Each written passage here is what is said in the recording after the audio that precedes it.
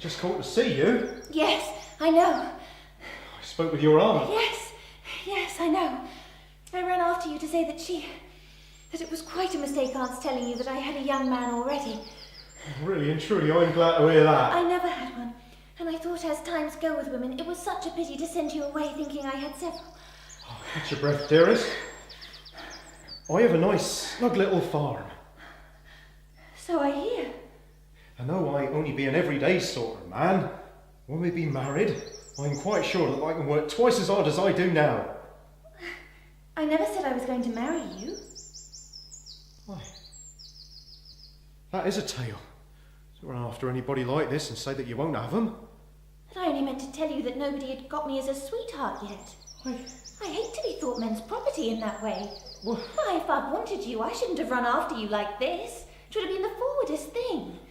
But there's no harm, surely, in hurrying to correct a piece of misinformation. No harm at all. Well then. But there's such a thing as being... What? Naive, capricious, a tease. Well, I'm not quite certain there was no harm. I'd hardly time to think it through before I started, for you would have gone over the hill. Stay, Miss Everdeen. I'll wait a while. Will you marry me? Do, Bathsheba. I love you far more than common. That's it, push on. I've so done already. I can make you happy.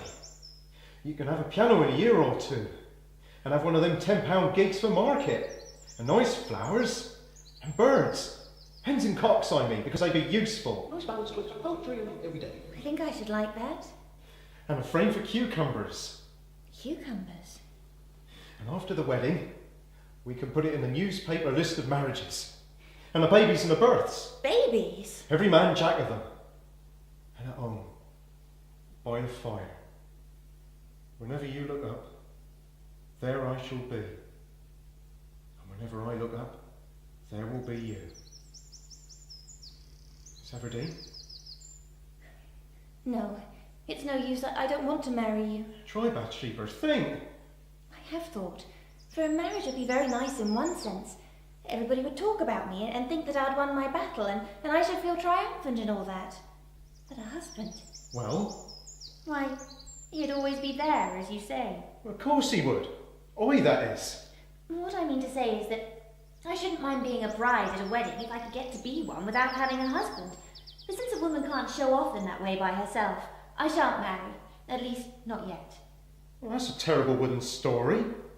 Upon my life and soul, I don't know what a mate can say stupider than that.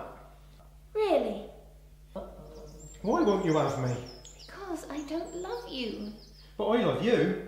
And as for myself, I'm content to be liked. Mr. Oak, that's very fine. You'll get to despise me. Never.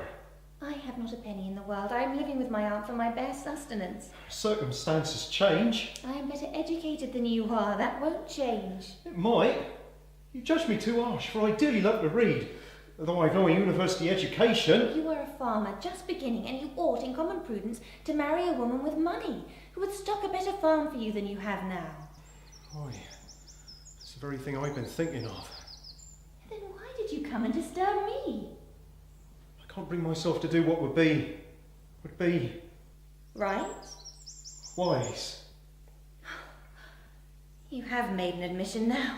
Don't mind me like that, because I'm open enough to own what every man in my shoes would have thought of. Don't get crabbed. Crabbed?